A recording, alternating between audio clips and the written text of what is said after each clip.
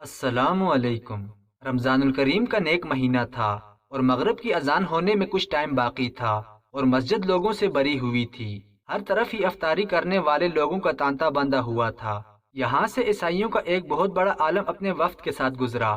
جب اس نے یہ منظر دیکھا تو حیران رہ گیا۔ اس کے دل میں خیال آیا کہ اس وقت مسجد لوگوں سے بھری ہوئی ہے، کیوں نہ مسلمانوں کے سلطان صلاح الدین ایوبی سے چند ایسے سوال پوچھے جائیں جن کے جواب اسے نہ آتے ہوں۔ اس طرح لوگ مجھے عیسائیوں کا بہت بڑا عالم سمجھیں گے اور یہ جانیں گے کہ میرے پاس بڑا علم ہے، کیونکہ میرے سوالوں کا جواب کوئی بھی نہیں دے سکتا۔ ہر دور کی طرح اس وقت بھی غیر مسلم لوگ مسلمانوں کا ایمان کمزور کرنے کے لیے پروپیگنڈے کرتے رہتے تھے اور یہ مسلمانوں کو نیچا دکھانے کی کوشش کرتے تھے، مگر یہ مسلمانوں کا ایمان کمزور کرنے میں ناکام ہی رہتے تھے اور یہ ہمیشہ ناکام ہی رہیں گے، کیونکہ اللہ تعالیٰ اپنے نیک بندوں کی خود حفاظت کرتے ہیں اور وہ ہمیں ایمان کی صلاحیت بخشے ہوئے ہے اور وہی ہماری حفاظت فرمانے والے ہیں۔ یہ پادری مسجد کے اندر چلا گیا۔ اس نے دیکھا کہ پوری مسجد عالموں سے بھری ہوئی ہے اور وقت کے حاکم سلطان صلاح الدین ایوبی رحمۃ اللہ علیہ سے بلند آواز میں کہا کہ آپ کی سلطنت کے اندر کوئی ایسا بندہ موجود ہے جو میرے سوالات کے جواب دے سکے۔ سلطان نے اسی وقت اعلان کر دیا کہ جتنے بھی علماء ہیں وہ اس پادری کا مقابلہ کرنے کے لیے حاضر ہو جائیں۔ کچھ ہی دیر میں دربار کے اندر مزید علماء اکٹھے ہو گئے۔ اب ان علماء کے درمیان سلطان صلاح الدین ایوبی رحمۃ اللہ علیہ خود بھی موجود تھے۔ سلطان نے اس پادری سے کہا کہ مجھے روزہ افطار کرنے دو اور اس کے بعد نماز مغرب ادا کرنے کے بعد تمہارے ہر سوال کا جواب دیا جائے گا۔ وہ پادری خاموش ہو گیا۔ مسلمانوں نے روزہ افطار کیا اور نماز مغرب ادا کی۔ اس کے بعد سلطان نے اس پادری سے کہا اب تم اپنے سوالات پوچھو۔ اب پادری اپنے سوالات پیش کرنے کے لیے ایک جگہ پر جا کر کھڑا ہو گیا۔ اس پادری نے کہا کہ میں آپ لوگوں سے صرف 3 سوالات کروں گا، بس آپ مجھے ان کے جوابات دے دیجئے۔ پادری نے پہلا سوال کرتے ہوئے کہا کہ بتاؤ اللہ سے پہلے کون تھا؟ پھر اس نے اپنا دوسرا سوال کیا کہ بتاؤ اللہ تعالیٰ کا رخ کدھر ہے؟ اور تیسرا اور آخری سوال یہ کہ اللہ تعالیٰ اس وقت کیا کر رہے ہیں؟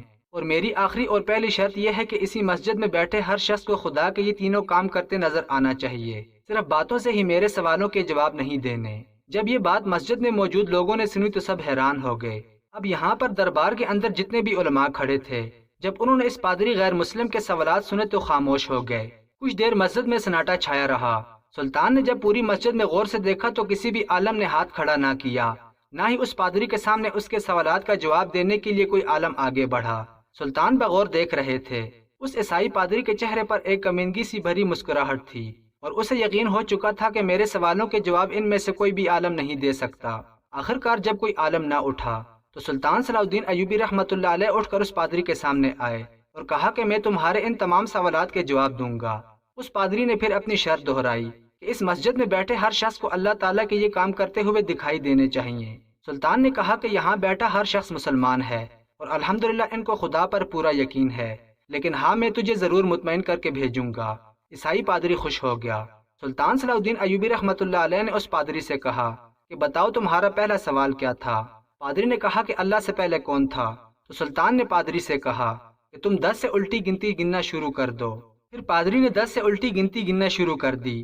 جب یہ 1 پر آیا تو سلطان نے پادری سے کہا بتاؤ 1 سے پہلے کیا آتا ہے؟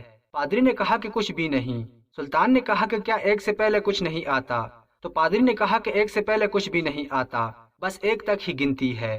پھر سلطان نے جواب دیا کہ اللہ تعالیٰ بھی ایک ہے اور اس سے پہلے بھی کوئی نہیں تھا، نہ کوئی ہے اور نہ ہی کوئی ہوگا، وہ اکیلا اور عظمت والا ہے۔ پھر پادری نے اپنا دوسرا سوال کیا کہ مجھے یہ بتاؤ کہ اللہ تعالیٰ کا رخ کس طرف ہے؟ سلطان نے اسی وقت ایک چراغ یعنی دیا منگوایا اور دربار کے اندر اس کو جلا دیا۔ پھر سلطان نے پادری سے پوچھا کہ بتاؤ اس دیے کا رخ کس طرف ہے؟ پادری نے جواب دیا کہ اس دیے کا رخ سب طرف ہے۔ سلطان نے جواب دیا کہ اللہ تعالیٰ کا رخ بھی سب طرف ہے۔ اب اس پادری کے چہرے کے تاثرات بتا رہے تھے کہ سلطان تو میرے تمام سوالات کے جواب دے سکتا ہے۔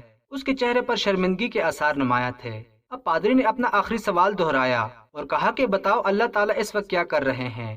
سلطان نے پادری سے کہا کہ تم جس اونچی ممبر نماز جگہ پر بیٹھے ہو، اس ممبر سے نیچے اتر کر میری جگہ پر آ جاؤ۔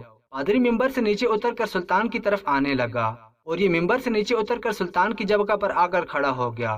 سلطان اپنی جگہ سے چل کر ممبر کے اوپر جا کر کھڑا ہو گیا اور اس پادری سے کہنے لگا کہ تم نے کہا کہ اللہ تعالیٰ اس وقت کیا کر رہے ہیں؟ تمہارے اس آخری سوال کا جواب یہ ہے کہ اللہ تعالیٰ نے تمہیں ممبر سے نیچے اتار دیا ہے اور اس نے مجھے اوپر ممبر پر کھڑا کر دیا ہے۔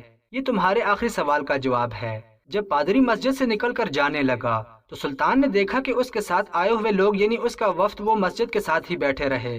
جب یہ باہر نکلنے لگا تو سلطان صلاح الدین ایوبی نے اس پادری کے وفد سے پوچھا کہ تمہارے اس پادری کے تینوں سوالات کے جواب کا حقیقی روپ تمہیں نظر آیا ہے کیا؟ اگر نہیں تو میں دوبارہ مزید وضاحت کے ساتھ جواب دینے کے لیے تیار ہوں۔ تو وفد کے تمام لوگ فوری ہی سلطان صلاح الدین ایوبی رحمۃ اللہ علیہ کے قدموں میں گر گئے اور کہا کہ ہمیں اس سچے دین کے لیے چن لے، ہمیں راہ راست کے لیے اپنے نبی حضرت محمد صلی اللہ علیہ وآلہ وسلم کا کلمہ پڑھائیے۔ یہ دیکھ کر اس پادری کو بہت غصہ آیا، لیکن وہ مسجد سے چلا گیا۔ اس وقت سلطان صلاح الدین ایوبی رحمۃ اللہ علیہ نے تاریخی الفاظ کہے کہ خدا جسے ہدایت دیتا ہے اسے کوئی گمراہ نہیں کر سکتا۔ حالانکہ یہ سوال مجھ سے پادری نے پوچھے تھے، اس کا کام بنتا تھا کہ وہ اسلام کی راہ اب اختیار کر لے، لیکن وہ بدبخت مسلمان نہ ہو سکا۔ لیکن اس کے ساتھ والا یہ سارا وفد مسلمان ہو گیا۔ اس میں کوئی دو رائے نہیں کہ سلطان صلاح الدین ایوبی رحمۃ اللہ علیہ کوئی عام ہستی نہ تھے۔